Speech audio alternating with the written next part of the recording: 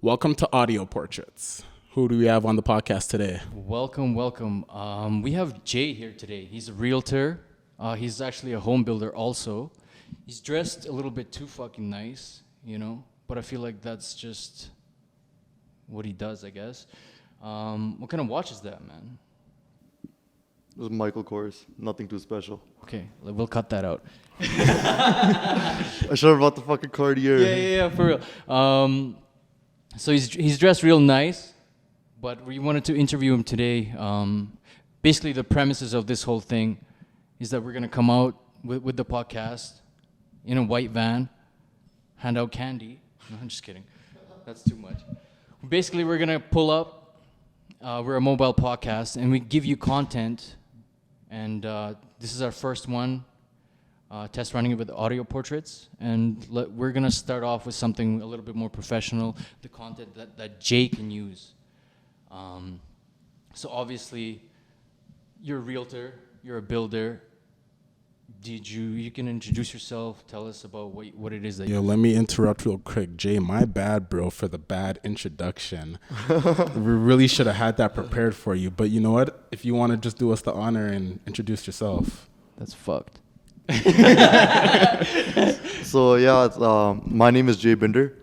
I'm a real estate agent and I'm a home builder. Born and raised in Calgary. Been working on homes ever since I was 10, 12 years old. Got into the industry full time about 4 years ago. And then, yeah, I love building homes. Yeah, why you make it sound like you're a child fucking slave, though, I've been building homes since I was 12 years old. It was my weekend job, Okay. Also, you've been building homes for a minute. For a minute. Laying tile, doing landscaping, doing drywall, doing framing. Like, fucking name it all. I've done it. So I guess now, does that make you a good realtor because you know how to build? Do you know what I'm saying?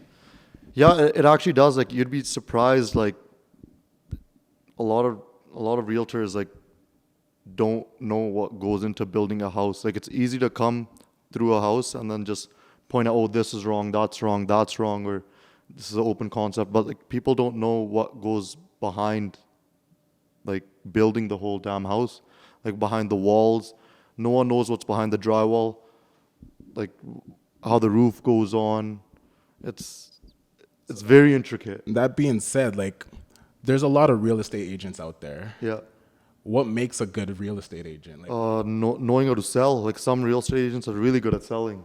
It's their hustle. Can't knock their hustle. But like, they're just good at what they do. I agree that, selling is the number one point, but like, if there's 1,000 real estate agents out there and they're all great at selling, like, how are they gonna stand out from anybody else? Like, how do you stand out from the rest? What differentiates me is like just my knowledge and my experience.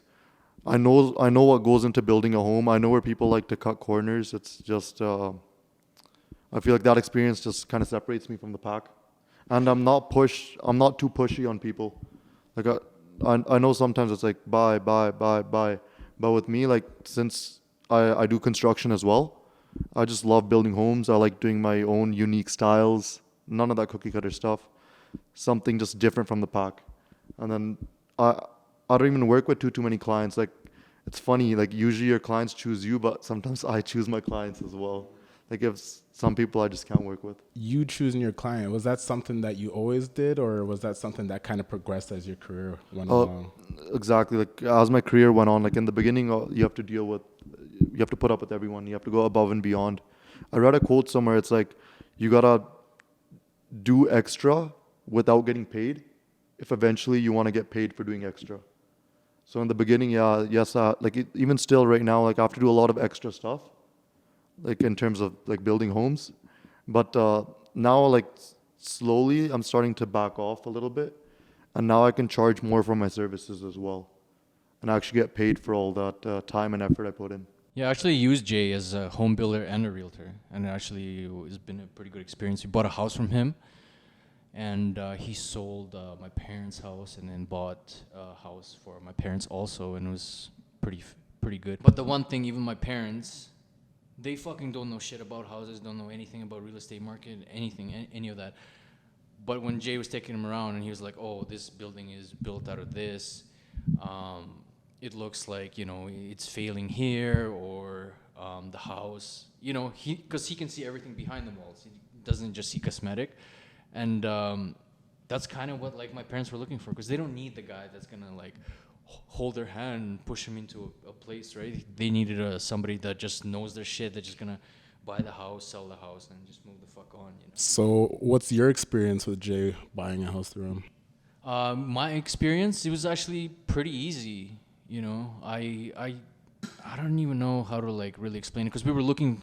The real estate market's fucked up right now. Let's agree on that. It's right? crazy. Yeah, it's crazy. It's crazy. Yeah. So what we were doing, we were looking for a home, and every home that we found, there was no offers, right? As soon as we start putting in offers, all of a sudden there was that whole freak out situation where the fucking sleazy ass realtors, but that's their job, you know, they say, oh, we have an offer. They call everybody that came to view the place and say things like, oh, there's an offer now, right? So now we're going into these bidding wars all of a sudden. There was no offers on the table until we put in an offer. So we were fucking selling the houses for these realtors, bro. No comment. Yeah. so we were getting so chapped. So then we were like, fuck this. So then we went a different approach, right? I don't know if this is the smart situation or what, but we decided to go straight to the listing realtor, right? Which happens to be the builder also, right? Because you were the builder and the listing realtor. So that way we were like, okay, you know, we obviously save some money on the one end, you know how that shit works.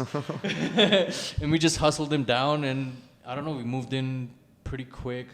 There wasn't many deficiencies, and whatever there was or the inspector found, Jay just fixed it right away. Maybe even too much. Mm-hmm. Yeah. Is it common for a realtor to wear that many different hats? It's not too common, but you do see a lot of builders that are realtors as well. It's like people tend to, like, lean towards one side or the other. Like with me, I am a realtor, but I lean more towards the building side, because it gives me more flexibility. And I don't always have to, like, meet a quota, like, oh, I gotta sell this much this month, I gotta sell this much the next month. And that way, like, I'm mostly working on my own stuff, and since I'm passionate about working on my own stuff, I can, you know, like, when I'm actually selling it, you could just see the passion. And then people tend to feel the vibe. It's a perk for you to be a realtor. Exactly, it's just a Yeah, perk. Because sometimes, like, if I don't like the house, it's hard for me to show passion. And sometimes it's a double-edged sword. I'm just too brutally honest. Like, I'll ruin the sale, you know, I'll be like, I just flat out don't like this property. And I feel like being a builder, you get to wear nicer suits. Not all the time. I'm in sweats and a hoodie half the time. This guy trying to say something cute about it. I'm just. So you came today dressed up for us, then, huh? Yeah. Just for you guys. Yeah. Oh, wow, look at this guy. This guy's blushing over here too. He's fucking way overdressed though. I feel like that's a brown guy thing though. Brown guys love to dress up and, like, you know. Bro, I'm not even gonna lie. I was gonna come here today, all suited up, you know, button up shirt, tie. Correction. Black guys and brown guys love to dress up. Minus the fact that I didn't dress up. The thing is, I see all my colleagues, they're always wearing suits. And, like, usually I look underdressed, you know, so I'm like... Bro, because if you gotta be a realtor, you gotta have a nice car and a suit, you know? That's like, what is that? Like, staple. That's a staple. Yeah, that's a staple. That's Realtor 101. That's, you know, a police officer dresses in a fucking police uniform. A fucking realtor has a nice car and a fucking suit, and that's what makes him a realtor. That is true. Me growing up, though, I always wanted to be that guy that, you know, could wear a suit every single day and just look so fresh. And then now that I'm here, I'm just like, I don't know if I would want to wear a suit every day. Exactly. I totally I think I'm feel trying that. to dress like how I want to dress and be fly and be comfortable. Exactly. But then still be able to sell $1 million house if I wanted to, you know? That's the thing about being a builder. Like, if I was just a full-time realtor, I would have to wear a suit every damn day. Because being a realtor, I feel like the suit also sells. First impressions. Like, a lot of people, like, I'm pretty sure when Ilya walked into my open house, I was probably wearing... You were suited up probably, right? I don't think I was. I think I was probably wearing joggers and a tank top or something. Oh, okay, but also let's spin back around, because I remember going home and I was like, I didn't really love the house. There was just the colors that were in my remember I was saying, like, the zebra sex dungeon. Yeah, I said this, it looks like a fucking sex dungeon, like the zebra print and shit. You didn't like that? No, I didn't like that. He didn't like the white and black courts. I don't know. I like sex dungeons. I swear he's lying. I swear he's lying. I bro. love sex dungeons. That's not what he told me I just before. don't like living in But sex anyways. dungeons. But the one thing I remember going home, and then me and Selena were like, wow, we feel really good about that realtor. And not to bash any other realtors, but we were just like, okay, yeah, like he seems like really fucking honest about it, you know? Because I think you even said like, yo, like I spent way too much money on this fucking property. Right? Yeah, like, you were like, I'm buried in this thing, right? Yeah. So, and then we're like, oh, okay, well, there's not that much room to negotiate, but you know, there was just so much like honesty there, and we were like, feel good about it, and then we didn't even want to pay. I think we paid like 25, 50K over what we wanted to spend, but we were like, okay, I think, you know. So let me ask you this, being somewhat of a client, I guess. Yeah. Would you prefer the builder or the realtor, whoever you're buying from, be more personable with you, or would you want somebody that's not necessarily personable but would, you know, get the job done? Both hands, the job will get done equally well. Yeah. No. I always look at that, like anytime I'm doing business, it's like I rather them do their fucking job first, and then I can build relationships, right? Because I'm not even gonna respect you if you don't fucking have your shit together, you know. Like if you're not good at what you do, then I can't be friends with you. Like it's just I can't rely on you. I can't. You know what I mean? Like. Because if you think about it, like what makes a professional, you know? They stick to their word. They do what they say. They show up on time, you know? And then if you can't do that in business, then like you're not going to do that in friendships. You know what I mean? And then in friendships, you're not doing that, then I can't. Because even Vince, like I said, I always thought he's going to run on Filipino time. He's always going to be late. But Vince is one of the only guys that really shows up on time all the time. And it's funny that you say this, because I swear you showed up late today. Anyways. Traffic. Rush hour. Oh, speaking of rush hour, this is Blackie Chan right here. I don't even know how I got that name. I swear you just made that one up, though. No, I just really like that name. But, you know, being a realtor and being a builder, is it an easy gig? Because there's that talk about like realtors, you know, yeah, realtors where your hopes and dreams fucking end and then you become a realtor, you know. But the thing is, like 80% of realtors actually fail. Okay. Like I've been a realtor for 5 years. This is what I'm trying to get at. Yeah. And then like it's a tough industry. It's a cutthroat industry for sure. Yeah. How do you think you survived then? The building. Yeah. It's just because the passion, I feel like, is the main thing. Because every house, I build it as if I'm going to live in it. And like, even like Ilya's house, like if I have to spend the extra money, I will. I know like sometimes people will fight you over like $200, $500. I'm not the type of guy, like I'm very flexible. You like one of my properties, there's something you don't like about it, something you need changed, snap of a finger, I'll get it done. Even if it costs me an extra $2,000, $5,000, $10,000. Yeah. If I think you have a good idea and it's going to increase the property value, I'm like, of course, we could work together to get it done. Not a problem. Yeah. And snap of a finger. Snap of a finger. And then like if I'm passionate about the property, it'll show when I go to sell the property. And that way I don't have to show any. Okay. Now, because you're like that, do you think people look at you and they go, "Oh fuck, now they want too much from you"? Do you know what I'm saying? Because you're passionate and you're willing to do these things. Now people go, "Oh, this motherfucker can do anything and everything. We're gonna take advantage of him." Try to rinse him, huh? Exactly. Like you know. So where do you draw the line? I guess. That's what I'm learning right now as well. Like I'm getting better at being more assertive. Like at the beginning, like it was just people are like, "Oh, this guy's probably making more than 500,000 off this one house." Yeah, we won't say the numbers, but so we want this, we want that, we want that, we want that. No, fuck it. Say the numbers. They do want to hear the numbers. Yeah, but yeah. that's I want to hear the numbers. Way less than 500,000. Let's just put it that way. Yeah. But they just want everything, just all, and they're still not happy. Just keep. Oh, we want this thrown in, this added on, that added on. But I'm getting as I progress, I'm getting better at being more assertive. But like most of my clients, they have been very like they work with me. Yeah. You know what I mean? Like. Yeah, a lot of times like I've been genuine with them, so they've been genuine with me. Of course, you have like some bad apples, but be reasonable, right? yeah, but majority of them have been pretty reasonable for sure. Yeah. Is there another thing that you would do to help better yourself to be a better builder or a better realtor that we haven't spoke about already? So not speaking about Basically, like, he's saying you're trash. no. What I'm trying to say is like not necessarily your skills on selling or your personality. Is there anything outside of those things that would make you a better builder? Your team. Your team? Yeah. Your team makes or breaks you.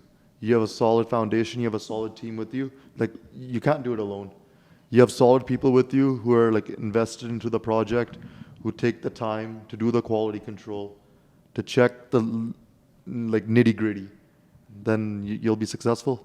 Yeah, but now once again you're talking about building. What about real estate? Like, what do you think differentiates a good realtor from a bad realtor? Knowledge, being genuine, honesty, transparency, and just knowing what your client wants and trying to meet their needs the best you can. Every client has like different wants and needs. Like there's something they'll live with and some things that they absolutely must have or they can't have in a house, condo, duplex, whatever. And then like just knowing your client, knowing what they're looking for, and getting them that exact thing. And if you can't find it, it's okay to wait. It's rather than to push them into something they would rather not have. It's Now as a brown guy, are all your clients brown? so some of them. I guess the big question is, what do you think is going to happen in Calgary real estate? I feel like Calgary's got a long way to go, man. Like I said, born and raised here. You guys have probably been here for a long time too, right? You guys seen what Calgary was 10 years ago, 15 years ago, and what it is now. Holy shit, just look back 5 years ago. It's grown exponentially. Like there's buildings fucking everywhere. Commercial plazas. People, hell, look at Deerfoot. You know, like rush hour is crazy now. Well, I think even in the south there, by my house, they're doing some crazy fucking. To keep expanding city limits. Yeah, so they're building up now instead of. I was just gonna say, like, I see Calgary turning into like downtown Vancouver now, and even in the suburbs. Like, they're not even, because like I live deep northwest, Yeah. and bro, there's barely any houses anymore. It's all condos, it's all Yeah. townhouses, or It's just just big like multifamilies. apartments. Oh, that makes Yeah. sense, right? It's- 'Cause they're just caking off that. Because it's a lot cheaper to build multifamily fucking And buildings. there's a lot of Canadian government incentives, you know, Yeah. that the government gives to multifamily builders. Yeah. Something I discuss with my clients, you know. Yeah. There's a lot of cool things to do in Calgary, and like even with a lot of my colleagues, everyone says Calgary's like it's like the little Toronto. Yeah. And give it like another 5-10 years, I feel like we have a lot of room to grow for sure. And I feel like we're here at the right time. So what's crazy is that I was talking about it the other day. I mean, maybe you can show or give some advice to young people or whatever. But imagine saving your entire fucking life for a house, right? You finally get your down payment and shit. And now with these interest rates, you literally just can't even get a house that you want. Now you have to downsize to a condo or a fucking townhouse. You think, I guess this is a very tough question, but like, do you think they should be just entering the market kind of thing, enter the market as they say, you know? The government of Canada actually does like the first-time home buyers. You could get a house with 5% down if you're a first-time. Right. And with the rental market, it's crazy right now. A lot of people, what I've noticed is they're just doing those mother-in-law suites. It's like they'll get into a bigger house, they'll rent out the basement. It'll help cover some of their cost. Contact Jay for first home buying advice. I actually have one in Coventry if you guys are interested. Plug that shit in. three right now. bedroom, 2.5 washroom upstairs, legal suite, 1 bedroom, Yeah. front attached garage. We'll make sure we one add and only all- in Coventry. We'll make sure we add all the contact information afterwards. Videos incoming too. Tell us a little bit about your health journey. I know you've been working out a lot more recently. Do you think that impacts your life, your work? It does for sure. Like I was super healthy before, and then like I had a couple of like injuries 3 to 4 years back, and then I was kind of out of the gym scene for a bit, and then like yeah, it 100% affects your mental health. You're not as confident. You're not working at the same level. We work out like 3 times a week. Yeah. And like I was joking earlier, I was saying that like I'm fucking his therapist and he's mine, because sometimes we just link up as boys and work out. And sometimes the workouts are shit, but at least we're there. You got that we wake therapy up- session. You can blow off some steam. man. Exactly, Yeah. and we're there in the morning and shit, and it starts the day easier because you're like, okay, at least I did something productive. You didn't want to, But you know, in the morning, a message is asked like, "Are you up? Wake the fuck up!" You know what I mean? Like, yeah, It keeps you accountable too, you know? Yeah, yeah, Usually, exactly. like, I used to sleep in till like 10, 11, fucking Yeah. sometimes 12, sometimes noon. yeah. And But then, it's better to have time than not to have time. You know, exactly. when you need it. And time's like the only limited resource you have, right? Yeah. You can never get that back. Can't get that shit back. You could get everything else back, you can never get time back. Yeah. And we're dying every day. And what's crazy, you know, it's all in relevancy too, because you know, when you're young, your days seem so long, and the older you get, the faster the days start clocking through. You know what I mean? course. Because with my old ass, you know, like a week just seems like nothing. You know, somebody in his early 20s, a week's still a week. You It's know, just dragging by. Not like, anymore. I count weeks now like days, bro. You know. They all just like blend together now, I swear. Like, as I'm touching my mid 20s, Yeah. just keep, like, days just blend together into weeks. Next thing I'm like, what the fuck? Another month went by, another Exactly. month went by. And then the worst part is when you're like, probably as a builder, I assume, you know, if you're waiting for somebody as time's passing by, Time is money. exactly, and then And you're it's super stressful, man. Yeah. Is that why you bought a Rolex? Just kidding. I had to say that. I need a Rolex. I don't have one. on a personal level. Like, are you dating and shit? Like, you know, Bro, honestly, right now, like, I've just been trying to get my business set up. That's been my main focus. Like, it's like my baby. yeah, It's like it's just been going at that 24/7 from the moment I wake up till the moment I fucking pass out. This happened, that happened. But do Gotta you- go there, gotta but go do you there. like want a relationship? Are you looking for a girl Uh, and shit? You know? Eventually. Yeah. But I feel like first you gotta get on your own 2 feet. You know what I mean? Yeah. Get on your own 2 feet. Get yourself set up nice. I believe that too. I And, feel like you can't- do that. You can't and do it too early. You know what I mean? I feel like you get on your own 2 feet, like you just said, and if anything, that attracts the women rather than you trying to go Exactly. force the situation. Exactly. That's not even there, right? Exactly.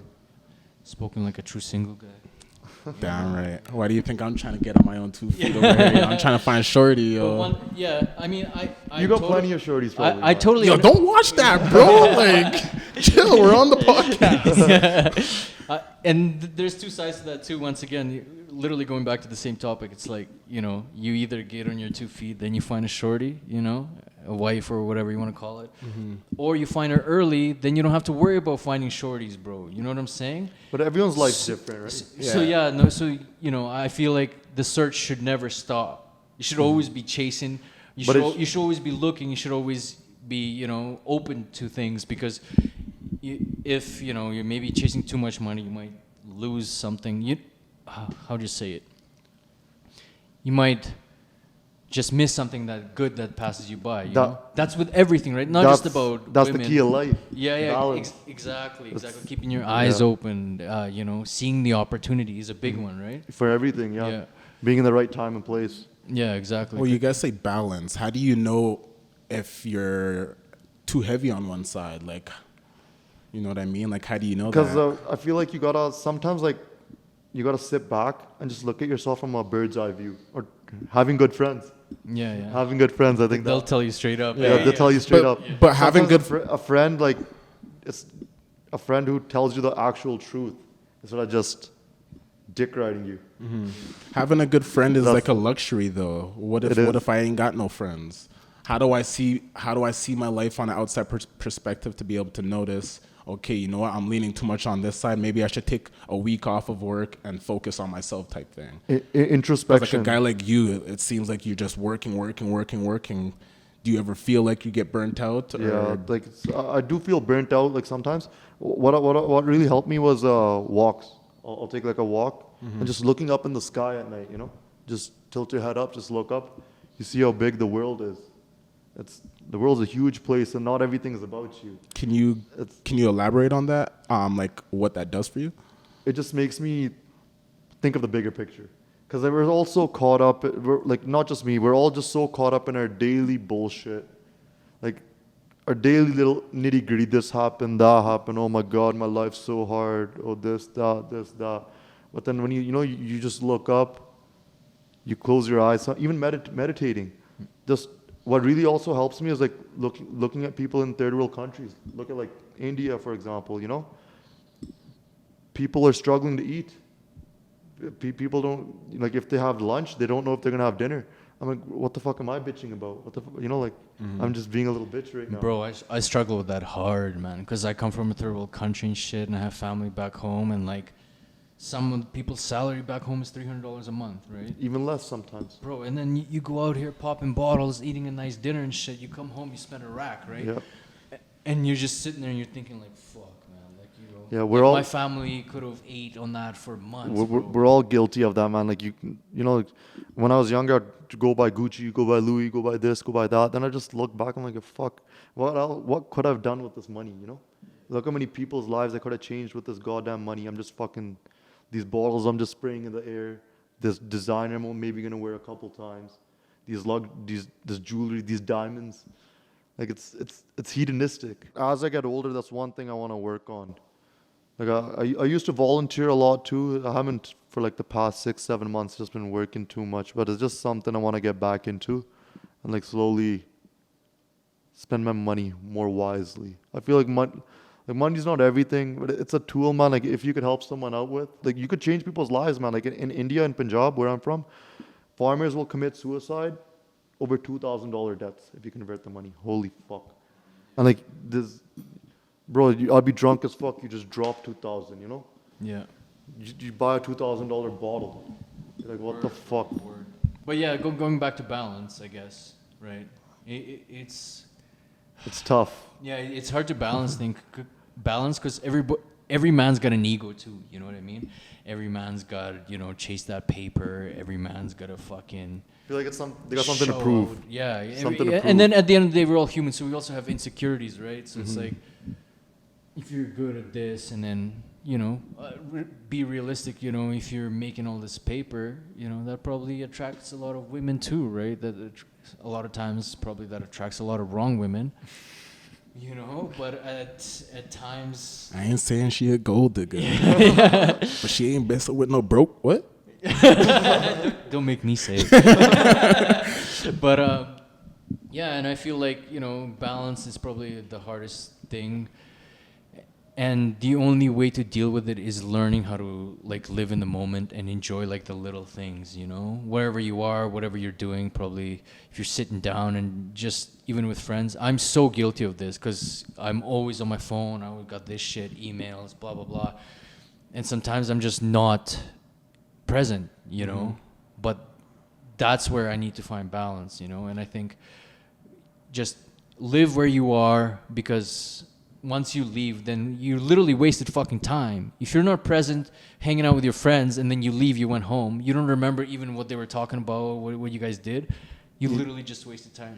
Then you should have just been at work then. You're not a good friend. You're not a good businessman. Yeah, exactly. You didn't do anything. You just wasted time. And you never know when it's the last time. You know what I mean? Damn, why you gotta go so deep like that, bro? Life's short, man. Yeah, Like once in a while you gotta be deep too. It's Once in a while. Jay, so like, do you have any career goals, career aspirations? I just want to keep doing what I'm doing. Like every year, I just keep getting better. So every year, I just want to get better as a person, get better at my craft, build even more bigger projects, like more unique projects. Like I don't like doing cookie cutter stuff. And like there's so much cool stuff I want to do, like that I have in my head, but I can't make it happen right now because I don't have the right teams to bring my dreams to a reality. But like as I get more experience as a builder, I want to do even more intricate, even more complex things, because like it is a pain in the ass. Sometimes like shout out Leo. yeah, shout out Leo. Yeah. Sometimes like builds take me fucking like twice as long. It's because I'm doing some like intricate ass shit, and like I hate it when I pay for something to be done and like I'm there on site like trying to get it done too, and it's just not working out. Like we're just not able to execute the vision. But like as I keep progressing, I meet like-minded people, and then as I become more experienced as a builder, I feel like even though it's a pain in the ass, I love it. Like if a build is not tricky, I won't do it. Yeah, I guess it's weird. I'm just weird like and that. And then like where do you draw the line between like like quality and overpriced or underpriced, because a lot of builders, I want to say, especially the small guys, right? Yeah. They're very money driven. They're very, they want to turn things around as fast as they can, which is not a bad thing. Yeah, exactly. It's not a bad which thing. is probably a good business plan. But you know, at the same time, they probably go for the cheap shit, right? So, you know, but you also can't go for the most expensive shit because you're not gonna make any money, Yeah, right? Because you have to compete with the big Jamin and fucking Brookfield, all the big Exactly. brothers and shit. And Jay Bhinder. That's where the balance comes in, right? Yeah. And like I said before, like sometimes like I have to do extra stuff without getting paid. But as I'm progressing, I can slowly start charging more and more for everything I do. Like when I first started, like I threw so many freebies into so many houses just because I wasn't happy with building a basic home. Like, no, like I need this. Like it's gonna cost me more. Whatever. I need the AC. I need the triple pane windows. I need the higher end appliances. I need the higher end hardwood. I need the, like it's just. That's just one of the things that separates you from another builder. Right? And then it's passion, right? People see it when I walk people through my houses. I'm like, oh, look, listen, I did this. Like I can run you through each damn room. But one thing I must say, like you don't emphasize like you don't emphasize it enough, or you don't use that to your advantage enough. Because, you know, once you're a professional or something, you kind of overlook it. Like, oh, that's just whatever, you know. Yeah, I did that, but it doesn't matter. Like, you know, but to a regular person, you know, it's called the grandma test, right? Like, your grandma has to be able to see it and understand it. You know, I feel like a lot of people, they just walk into houses, they go, oh, okay, you know, nice house. You know what I mean? And I guess that's the one thing I guess we always talk about too, right? I'm like, you gotta make sure you tell people, you know, that you put in that extra work in this house, that you did the extra customizations, because people just overlook it, you know? Yeah, like some people overlook it, but like some people like some people do appreciate it. Yeah. And then like it's just like the advertising, right? So that's what I like guess the marketing and yeah, that's shit. what we're working on now. Yeah. You stay helping me making all these videos, you know, with this podcast. Yeah. Just trying to get the brand out there. Audio portraits. So Shameless plug. Yeah. What would you say like audio portraits is gonna focus on? I think audio portraits is going to focus on our guest. One thing that I've noticed is a lot of people, or not a lot of people, everybody likes to talk, especially about themselves. So if I feel like if we give them a platform to be able to express themselves how they would like to, without any borders, then Clearly, yeah, exactly. Then I think that would be a huge thing for audio portraits here. Now, I think from the business side, obviously, we want to approach it as, you know, we come to you, we set up where you are. You don't have to worry about gear or fucking podcast studios or anything like that. And we just come to you and we give you the mic, and you just talk shit into the mic, and you can use that as content, right? And I think that's very valuable content when you're put in a situation in front of a mic where you have to talk about your craft. I think everybody needs to hear that, right? Instead of setting up studio sessions, you kind of, you know, being a production company, we just come to you, we get everything done, we chop up the 50-second, the 10-second clips, whatever you need, and that's just content for you to use. Because let's be realistic, the content's getting really flooded right now, right? Like everybody has content. Like how much different shit can you do? So with something like this, obviously, it will help your marketing, and it'll be a little bit more personal, and that's what I think we're going to try to push towards in audio portraits. There's a lot of cool people in Calgary too. A lot of neat people. 100%. That need a platform. See, and I love that you say that, because that's exactly what I see. And I feel like a lot of these people don't have their own voice, and sometimes you just need that little push. And I feel like we can be that platform that pushes you to be able to say what you wanted to say. Because it's scary, man. You know, look at these fucking, you got 3-4 cameras in your face and shit, right? Yeah. Jay can't see him because he got those Cartier glasses on, but So where can everybody find you? My Instagram should be linked in the bio, hopefully. Yeah, but find but him at just in case some people don't read, you know, so just throw your ad out there. You can give me a call or shoot me a text at 587-717-2341. Anything about real estate, whether it's buying, selling, building, any size, we're a one-stop shop. We can make it happen. Any questions about a mortgage, like I can refer you guys towards some brokers that I trust, that I work with. It's basically anything real estate, yeah. I'm passionate about what I do. Hell, you got any cool ideas you want to implement, bring to life? Tell me about them. I'm happy to hear it. There's always ways I can improve too. I always take constructive criticism as well. And Ilya, where can we find you? Just find me on my Instagram, man. Trill1K. That's the only thing I'm really on. That's the only thing I really use. I don't have time for anything else, man. I'm just a family man sitting at home, just editing videos. That's it. I like it. And you can find me at JBVisuals_. And yeah, that's the pod.